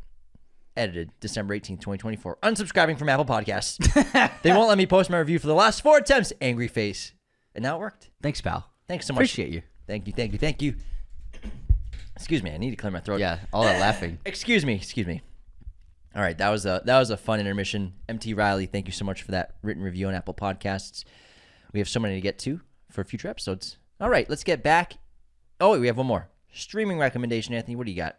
How about you tell me yours first? Joy. I'm really curious. On Max. That's a great pick. Look at him. He's trying to figure one out. Caught him with his pants down, everybody. Tell me, I mean, Joy is such a great movie. Yeah, it's a good movie. It's really underrated. Yeah. And... It's about some lady who invents a mop. It's pretty good. Pretty. Yeah. Hold on, I can't pull up any streamers because I don't pay for them anymore. Just Google, what's on Netflix. Yeah, that's all you got. That's what I do. I Google best movies. I have my girlfriend's Netflix, so I can look at what's on. Oh, so you do have it Netflix connected. It was just to try and watch Vengeance Most Foul, but I couldn't. I couldn't watch it. Well, this movie will post on January 1st, so you can just say, hey, this week on January 3rd, if you're in the United States, watch Vengeance Most Foul, Wallace and Gromit, or if you're in UK, watch it right now. That could be a streaming recommendation. Vengeance Most Foul is my streaming rec. It'll hit theater. It'll hit Netflix on January 3rd for us in North America. In America, in UK, it's already out. Wow, great selection, Anthony. Thanks, man. I don't know. It's great. I'm glad you came up with that. We're actually seeing it in theaters. Oh yeah, that's right. You got tickets, right? With the director. I got 3 tickets, man. When is it? The 4th? The 4th. Bada bang. Their actor's going to be there, and at Q&As, he's been bringing little pieces of all the characters. That'd be fun if they had a clay making station. I don't think they're going to have that. Well, maybe they should. That would be a mess with 300 people making clay statues. All right, let's get back into our list because we still have 5 more movies each for the best movies of 2024. I'm going to take it away with my number 5. Take it away, James. Challengers from Luca Guadagnino. Absolutely phenomenal film. So goddamn good. I hope people don't forget about this movie around award season because it came out so early in the year. Oh, they have. But it was sensational, really stellar filmmaking, like usual, from Luca. Zendaya is wonderful. So aren't her other leads with Josh O'Connor and Mike Face. They are terrific in this movie. It's very sexy, very intimate, very intense, great suspense building, and great nonlinear storytelling of a storyline where we're following basically one day, as well as while that's happening, going back through the memories of these 3 characters in their love triangle and their career triangle. And I loved it. What do you think about Josh O'Connor being Bond? I'm cool with it. I mean, I know people are upset about it because they want ATJ, who I think would be a phenomenal Bond, but I can see Josh O'Connor doing it. I think he's a great pick. I think he's a great pick. Yeah. I hope it's official. We'll see. We'll find out soon. I mean, they're not going to make it for at least a couple of years because they're in free fall right now with it. They can't even get it going. What do you mean they're in free fall? Oh, you didn't watch movie news? I skimmed it. So let me give you the scoop. What's happening? It's stalled. James Bond is stalled because Barbara and Amazon can't get. They can't agree. They can't agree on what to do because Amazon wants to take Bond and make. They want to make a female 007 spinoff. They want to make a TV series about, I think, Q. They want to make a TV series about someone else. They want to do more reality shows. Oh, they want to do an entire. They want to do an MCU verse with Bond basically. And Barbara's like, no fucking way. Bond is meant to be seen in theaters, and also we just have. It's Bond's a guy. James Bond's a guy. I don't care like what race James Bond is. It doesn't matter to me. But the thing with it is James Bond. He's a guy. It's James Bond. It's James Bond. And so Amazon and Broccoli cannot agree on what to do, so it's currently stalled development. What did they think was going to happen when Amazon bought them, though? I mean, MGM just wanted money. Yeah, they were bankrupt. Yeah, if they made a female Bond TV show, it would absolutely bomb. It would bomb. Bond, but we'll see. We'll find out. Well, it's interesting. Thanks for sharing that. He skimmed. I listened to most of it. Thanks. I listened to most of it. It was great. But yeah, that happened last week. Okay. It was announced that it's completely stalled. I mean, we just had one, so it's fine. That was in 2021, bro. Yeah, it was. That was a while. That was 4 fucking years ago. Damn. Well, it's fine to wait. You know, it makes it better. We don't want another one too quickly. I guess. Yeah. No, I'm down. Yeah, I get it. Okay, let's move on to my number 5 pick for 2024, and that's Joker. Folie à deux. A deux. I have it at number 5. According to that reporter. And you know what? I don't care. It's my opinion. I thought it was fantastic. I loved it. The filmmaking was incredible. Performances were wonderful. I loved the musical aspects. I liked the very lo-fi musical numbers too. I thought it was really surprising and shocking. And, you know, he took it in a direction nobody saw coming. And I think he was really just messing with the audience and messing with corporations and really just saying, you know, fuck Hollywood. I'm going to do something crazy that nobody saw coming and that nobody wants. And I think it was really commendable to go out there and really do something that would piss off the people who liked the first film and do something different. It's very rock and roll. It's punk rock. This is a punk rock movie for sure, I would say. I loved it. The credits rolled and I was like, oh my God, 10 out of 10. I was like, this is insane. I liked it a lot and I thought it was phenomenal. I think Todd Phillips knocked it out of the park. It's not just because we interviewed him, for any haters out there who say that we pretended to like the film because we interviewed him. If we didn't like the film, I would have said I didn't like it. But the movie ended and I was like, that was fucking awesome. So I'm sticking to my guns. That's my opinion. If you don't like it, I don't really care. And also, Quentin Tarantino loved it. John Waters loved it. Hideo Kojima loved it. Those are pretty cool guys. I'm happy to be in the same company as them. He's going to lunch with them later. Yeah, we're all getting a Joker lunch. So you know what? They all like it. I feel fine with that. Joke's on you. No, I fucking love Joker. Those are 3 pretty smart dudes right there. Joker for All I Do is fantastic. I commend you for putting it in your top 5. Thank you. I respect that. Let's get into a superlative before we move into the top 4. Which one would you like to do? Would you like to talk about our favorite performances for the year? So Sure. Best female performance and best male performance. What do you got? For me, I'm going Bill Skarsgård in Nosferatu. Nice. For male performance. I think it's just going to be a legendary movie monster and a legendary villain. And it was impressive. What he did in that role was phenomenal. I still got my hair standing up from hearing that voice. I saw Nosferatu twice, and Skarsgård brought it, man. He was really, really terrific. He did. He just transformed into another monster. And he's the guy. He's the monster guy now. He's the freak. What's so cool about monster actors these days, and obviously in the past we had the same. Yeah, a lot of actors played the same. What's his name? Played The multiple Mummy monsters. and Frankenstein. Yeah. Monster. Luca what's his name? Anyways, he played both. But Skarsgård seems to be that new version of, if there's a monster that you need personified really well, Bill Skarsgård's your guy. And then for best female, this might surprise you. I'm going Naomi Scott in Smile 2. Oh, nice. I thought she was great. Wonderful in that film. A staggering performance of emotional tension and mental breakdown and confusion that had me freaking the fuck out the entire time. The amount of tears she poured on a moment's cue and the amount of water she chugged was crazy. Especially working in the Wonders. Oh my God. What a role, what a performance. I think Naomi Scott will obviously be overlooked for awards, but I think That's phenomenal. a great pick. Thanks. That's a really good pick, man. That's awesome. Thanks, man. It's almost as good as Naomi Scott in Smile 2. Oh, yeah. No, She did the work.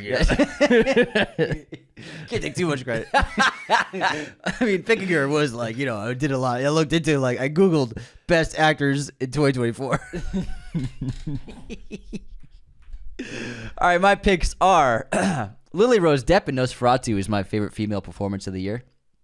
I think she really carried the movie. I am a big fan of hers now after this film. She really did some interesting stuff physically and with her voice. There goes James playing with the bottle cap again or whatever it was. She floored me. Her accent was perfect. And it's a tough accent to do if you're not from England and to make it feel believable. And she really captured such a range of emotions and the hypnosis she was under in a way, the trances and the convulsions, the seizures. I was really floored by her, and I think she was really wonderful in Nosferatu. She's my favorite actress of the year. And then Daniel Craig in Queer. Queer. See, it's Queer. Lucasfilm is a really incredible piece of filmmaking. I loved it, and Daniel Craig proved that he really, even though he's a superstar because of Bond, he is a really wonderful actor. He's so good in the film. You've never seen him do anything like this before. Everything from his accent to his personality, his improvisations, his physicality. It's really different. He feels like a true human being on screen and not just Bond playing another role. It's a really impressive feat of acting, I think, and I would say it's possibly the greatest performance he's ever done. I would say. All right, so those are my top 2 of the year. Let's get into number 4 on our lists. At number 4 on my 10 best films of 2024, I have Strange Darling. Nice. I think this movie, again, was just such a shocker for me. It was so well made. highly original. I love the nonlinear storytelling with chapters. I thought it was really interesting. And to start at specific points to toy with the audience in a lot of ways and to just mess with us. I think it was a very clever script. And it's just so well made for all the things I talked about earlier, And I love the horror. I love the gore. The characters were awesome. And I think it just was, for me, just a big surprise and one of my favorites of the year. Great pick, man. Thanks. I had a lot of fun with that movie.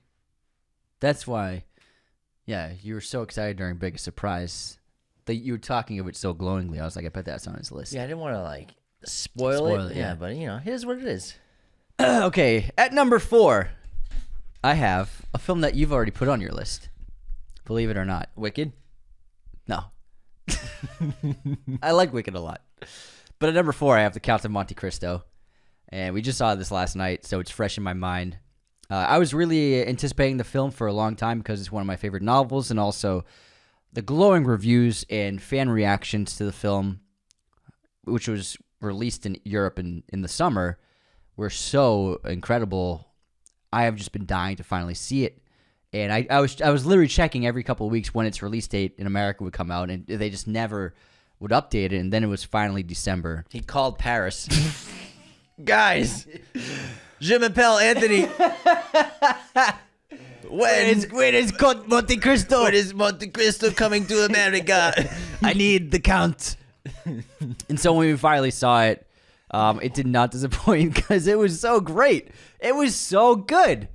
And, these are the kinds of movies that Hollywood used to really excel at. And the rest of the world would just, watch in awe as Hollywood would make these amazing, huge movies. And that's kind of gone away with the quality of them. But like you said, this is an adventure movie. We don't really get those anymore. This is the old school adventure movie. It's one of the greatest revenge tales.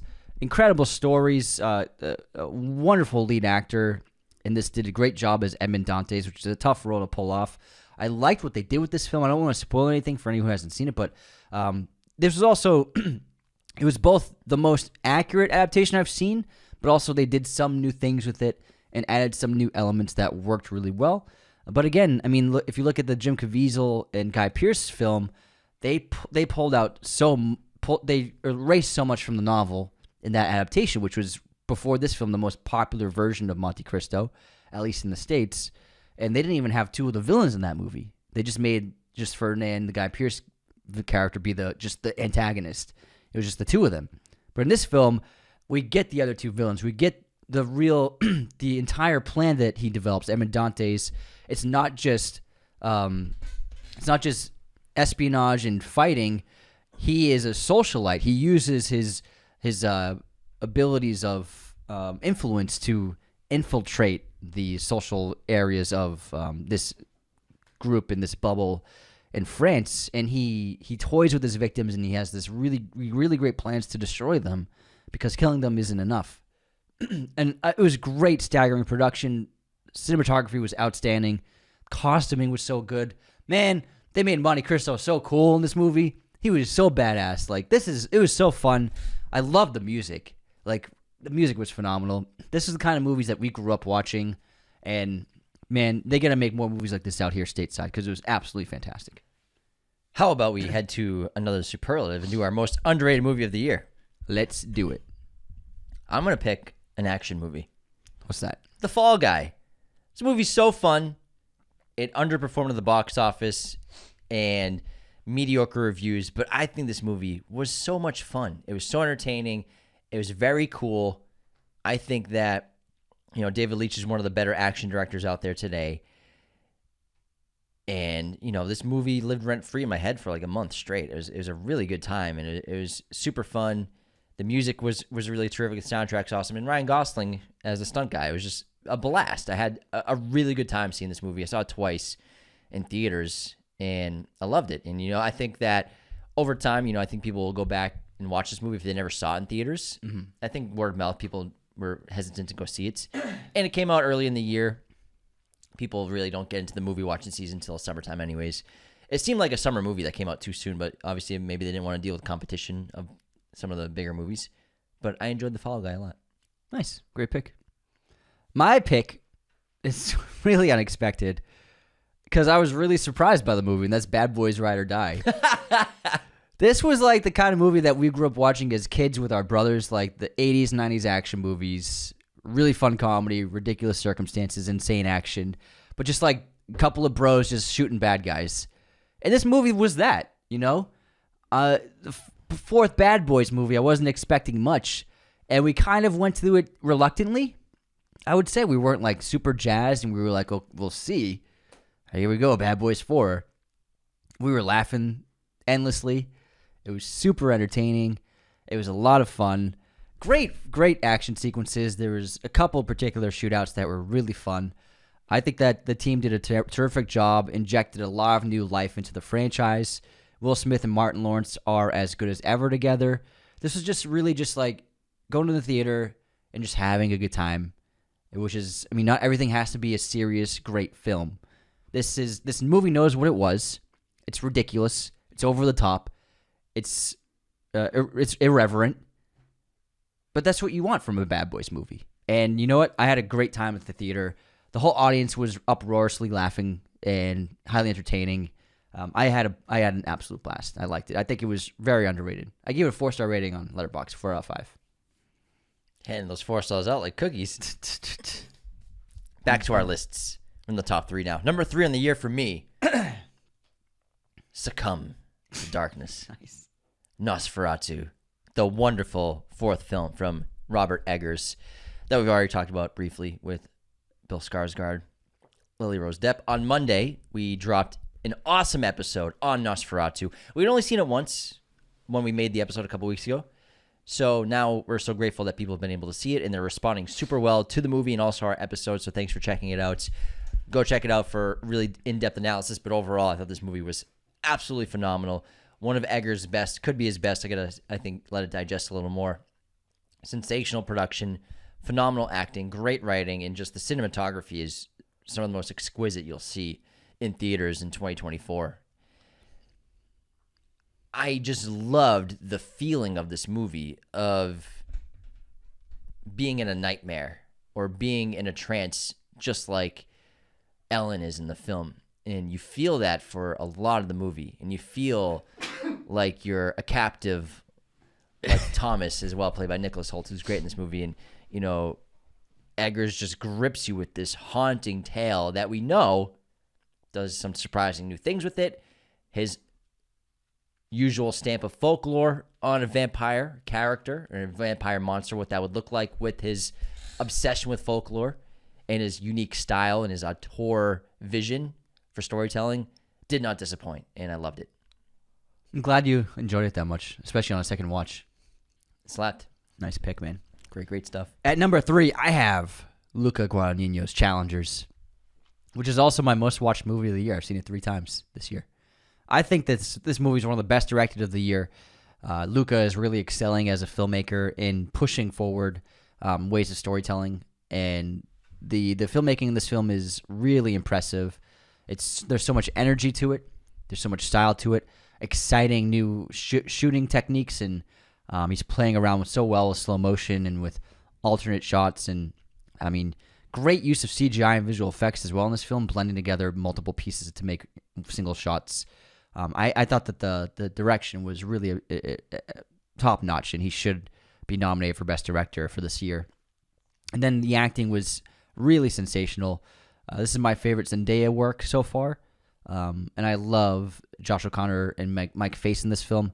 All 3 had perfect chemistry together, especially when they're sharing scenes, but they all bounced off each other really well. I loved their performances so much and how they aged them up with hair and makeup slightly, but then with their physicalities, with their vocal changes. Face did a good job bulking up for parts of the film, too. I don't think... Or is it just production design with wardrobe? You can't beef up that fast. Or it's shot in 4 weeks. No, I mean, but if you film that stuff first and then... No. Or it's just probably just wardrobe. It's just loose shirts. Yeah. So when they're young, loose shirts and hair down, messy, and then tight shirts, and you can see it makes him look bigger. You're right. It looks bigger, you're right. But it's just all costuming. Put on a little weight. Maybe. Dude, I could put on 5 pounds in a week. While playing tennis every day? Sure. I don't know about that. Just eat a lot of food, man. Okay. I disagree with you, but it's possible you're right. I disagree. I'm just saying, he looks like he put on weight. It's possible. I don't think he did. Because they're shooting out of order and stuff, True. I think that it's just costuming. I think you're right. But I love the filmmaking, and as I was saying, the acting's great, and I've seen them both, Josh O'Connor and Mike Faist, in a couple of things before this. I really like Mike Faist in West Side Story, and Josh O'Connor, I've seen some of his stuff in The Crown and La Chimera, and he was just really phenomenal in this film. He's done a different accent in every movie I've seen him in. He's very impressive. Who's he playing The Crown? He played Prince Henry. Oh, gotcha. Yeah. And so I think that it just really is one of the most impressive films of the year. Unbelievable soundtrack from Trent Reznor and Atticus Ross. I think it's really, they're still elevating and trying new things with film music in exciting ways. And I think it's just really overall one of the best films without a doubt of the year.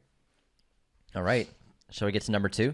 Let's do, before number 2, what's the pick for worst film of the year, James? Oh, Borderlands. Did you see it? Nope. Well, I saw clips and I saw recaps. You've seen stuff? And I've seen stuff so you from know it. what it is about. But it's more than just the movie. It's the performance, the entirety of its existence. Why was this movie made? Why was it cast this specific way? Why was it shot this specific way? Why was so much money put into this? All of that leading to this massive failure for me. A movie that cost the studio probably $200 million in losses in the red. Why? That's why it's the worst movie of the year for me. You're going to have to tell me about the story after we record. What do you mean? You give me you give me a summary. I'm curious. Yeah. I want to know. Yeah, it's going to get a relic, and you have to get the special. You have to get this MacGuffin in a box somewhere, and this ragtag team of people have to go get it. And everyone's really old. Kate Blanchett's magic, and it's she has magic. It took her a whole life to figure it out. It's just not good. Another film I thought was not good is my pick for worst film of the year, and that's Ricky Stenicki. Did you watch the whole movie? We watched 30 minutes. No, we didn't. We watched 20. 20 minutes. Well, that's the thing. It was so bad we couldn't even finish it. Yeah. We watched it on Discord with our boys, and we all were like, let's turn this off, because it was 22 minutes of painfully unfunny narrative, weird characters. Nothing for it worked for me. And I thought it was just a really... just a poor overall film, and the story was uninteresting, and I didn't like anything about it. And the filmmaking it looked like it was just like a commercial ad kind of filmmaking. Yeah, it looked like a car commercial. It just did not look good at all. I was expecting a Volvo to come into frame and be like, APR 0% APR financing. For real. Honestly, the lighting and camera work was like, who made this? Yeah, it was very poorly done, I think. That was my worst pick. All right, that's all of our superlatives. Unless I can come up with one on the spot. Well, I have the highest rated films of the year. Oh, yeah, but what's your most meh movie of the year? Like, your most meh? Oh, I got my list of Letterboxd watches up.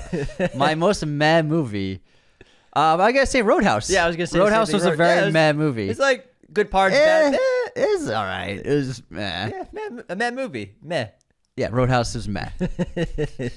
I like that category. The most meh movie. Most meh. All right, what was your pretty good movie? No, you're getting way too specific, bro. Come on, let's hear your pretty good movie. You're pretty good. Way too specific. It's pretty good. Way too specific. Tell me. Give me one. Well, hold on. I got one. What? My pretty good movie was Heretic. It was pretty good. I guess all right. I guess that's Heretic is pretty good. Pretty good. It's pretty good. I guess I'll say. What else came out this year? Trap's pretty good. Yeah, Trap was pretty good. Pretty good. It's pretty good. There we go. I like that category. Pretty good's fun. All right, now highest rated. What do we got? Highest rated, according to IMDb for this year, the top 10 are A Real Pain with a 7.6, Sing Sing 7.7, Monte Cristo 7.7, On Complete Unknown 7.8. Although it does only have 5,000 ratings, so it's a pretty new release. Nosferatu, 7.8. Anora, 7.9. Wicked, 8.0. Brutalist, 8.1. Wild Robot, 8.2. And then Dune Part 2 with a staggering 8.5. Fuck yeah, Dune Part Yep. 2. Where's that on the IMDb list now? I wonder. That's It's gotta in be the a top two. It's gotta be a It's in top. the top 150 for sure. It's gotta be top 50 with an 8.5. There's a lot of 8.5s and 8.6s. Are there? I think so. IMDb. Let's check it. Let's check yourself before Number you wreck yourself. 52. Not quite. Almost. Just Just two there. off. Not quite though. Two Is off. it? It's not quite. Not quite blonde, are you? Not quite blonde. More dirty blonde. I can't stress enough. Blonde. Can't stress that enough. American Psycho. Well, it's right below Rear Window and Alien. Wow. Don't just stare at it. Eat it. Don't just Miranda, don't just stare at it. Eat it. You'll be Tracy. It's a very nice Chardonnay you're not drinking. This is why they can't make American Psycho, because we can quote the whole movie.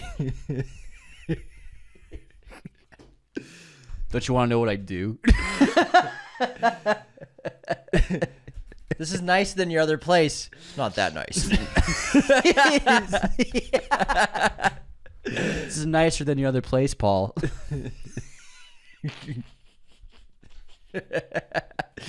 Oh my God, so funny. Oh man. All right. Let's get into. We have no more superlatives left. Just two. We're in the top two. All right, number 2 for me. What do you got? I think people can kind of guess where we're going to be right now. I have no idea. My number 2 for my best movies of 2024 is Gladiator 2, baby. Oh, wow. Gladiator 2. I fucking loved this movie. I don't care about all the haters, all the people who've come up to me in person. Yeah, Gladiator 2 sucked, didn't it? I'm like, I fucking love that movie. People doing that to you in person? Fuck yeah. Oh my God. At multiple like Christmas parties and parties I've been to. Yeah. Because they know I'm like a movie guy. Like, hey, Yeah. so I've I've had someone came up to me like, Gladiator 2 is bad, right? I'm like, fucking loved it, man. They don't sound that confident about it. No, but I mean, Yeah. if you didn't like it, you didn't like it. I loved Gladiator 2. Gladiator's an all-time fave of mine. Has been since I was a fucking kid. Gladiator 2, it is what it is. It's a legacy sequel. Like I said, I'm not going to be angry about these things anymore. I am going to live a happy life. I choose to not get upset and complain about constant sequels and legacy reboots anymore. And that has freed me to enjoy movies more. And Gladiator 2, it's made by Ridley. James was Agent Smith. I have to get out of here. I have to be free. It's The smell. It's the smell. Disgusting, isn't it? And I really, really enjoyed Gladiator 2. The action was sensational. The scale and scope, massive. Ancient epics. No one's doing it except for Ridley. And now we're going to get Christopher Nolan doing it as well. You know, Ridley is keeping this genre alive. I guarantee there would be no Odyssey movie if there wasn't Ridley Scott making Gladiator movies still and Ancient Epics. Well, yeah, Christopher Nolan. Nolan can He do whatever he wants. But it's helped feed an appetite that I've always had for seeing these kinds of movies. And I thought the story made sense, you know, make Lucius Maximus his son. A lot of confusion out there. People keep saying, just I think that an answer for how is Maximus his father when he was already married? How did he have kids? People think that he cheated on his wife with Lucilla. I'm sorry, we had an unsubscribe from a fan. So the way I don't think Maximus cheated on Lucilla. I think what happened was he was seeing Lucilla, and then he went home to Spain, met a woman, got married, and had a kid right away. I think that's exactly what happened. That's how I always thought That's of it how after people got watching this. married after a day. Yeah. You know what I mean? That was Samantha who brought that up to us. So I think that's what it is. You know, he was intimate with both women, but was not cheating on her. He was not having an affair. I think he just left the war and went home to Spain. I always looked at it. Maximus and Lucilla were they were intimate when they were very young, like in their early 20s, like an early ongoing 20s. fling. Yeah, when he was rising, and then he leaves. Yeah. And then he doesn't realize, oh, she got pregnant, and she got pregnant. And that's for me what makes sense. Yeah. But I think going with Lucius, that storyline made the most sense for a sequel. And I am so juiced about a third film.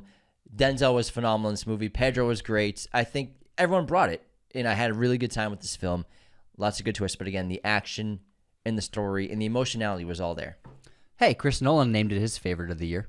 It sounds like a cool guy to me. Yeah, so you're in good company, man. He's a cool guy. Stand by it, man. I'm glad. I mean, I loved it. It's just it almost made my top 10. It's in my top 20. Gladiator 2. I just heard your stomach. I'm hungry. I'm super hungry. Anthony's stomach was just like, the mic wasn't down there. It was a Harkonnen. So it might not get it. It might have gotten picked up. I don't know. I think so. Next up at number 2, I have Dune Part 2 as the second best film of the year. I think it was just a staggering accomplishment, one of the greatest sci-fi films ever made. I absolutely loved it. I can't wait to just watch it every year for the rest of my life. He built upon it and improved them from the first film so many ways, and it's such a difficult, challenging story to adapt, and he did it in so many cool, interesting aspects and added some really cool elements and changed and tinkered with it to serve his vision better. Overall, I think that what he had in mind for what this world would look like, what the story would unfold like, just seemed to fit perfectly for the modern era, for filmmaking, and for the format of a movie. And the score from Hans is, I think, superior than the first film even. We got a lot of great new characters. I think Paul's transformation in this film was immense and really sold it. There's so many moments in this film that were just jaw-dropping, and it's stunning, it's brave, it's beautiful. It's stunning and brave. It's so bold, so beautiful, so brave. Just a fantastic film and one of the best of the 2020s for sure. Well said. Number one. Wow, we're at the top Number film. one for me, the best movie of 2024. My name is Paul Atreides, Duke of Arrakis. Come on, baby. You know I'm putting Dune Part 2 at number one. Easy peasy. No brainer for me. Phenomenal. Flooring. Like Anthony said. Flooring. It was flooring. They did a lot of flooring. He does a lot of flooring. I was floored. Let me continue. The flooring in this movie was great. Great floors. No, I mean, Denis Villeneuve is one of the most artistic blockbuster filmmakers alive. Him and Chris Nolan, I think, are just in a league of their own. Working on that scale while maintaining artistic integrity is so challenging, but they are really pushing film to new bounds every time they come out with the film. Him and his team, Patrice Vermette, his production designer, and his cinematographer here, Greg Fraser, they just build worlds that don't exist in the most remarkable way. It'll be sad to see Greg Fraser go for Dune Part 3, Dune Messiah. However, Linus Sandgren's going to be a phenomenal choice for cinematographer going forward. Dune Messiah, cannot wait. But Dune Part 2, I mean, you know how much we all love it. That's all I got to say. Oh, yeah. That's all I got to say. The year of Timmy, man. The year of Timmy. All right. My number one pick for 2024 is Nosferatu. I had high expectations for this film, and they exceeded them. I think that Nosferatu is the best horror film in years. One of the best remakes and adaptations of classic material in recent memory. I put it up there, Monte Cristo, the new one as well. I was just really floored. Was it flooring? It was flooring. I was really floored by this film. The acting performances all around were really remarkable, and the filmmaking, the direction, incredible use of one-ers, incredible cinematography. I love the lens choices. I love the framing. The production design was absolutely stellar. Great attention to detail. Really beautiful sets, and it felt very theatrical in some ways. And that was expanded on with the one-ers. Like they were using false walls and doors and moving things out of the way of the camera to help execute these really complex shots. I love the approach to Nosferatu. Spoilers. I'm going to spoil it right now. Okay, spoiler warning. Nosferatu spoiler. I love the mustache.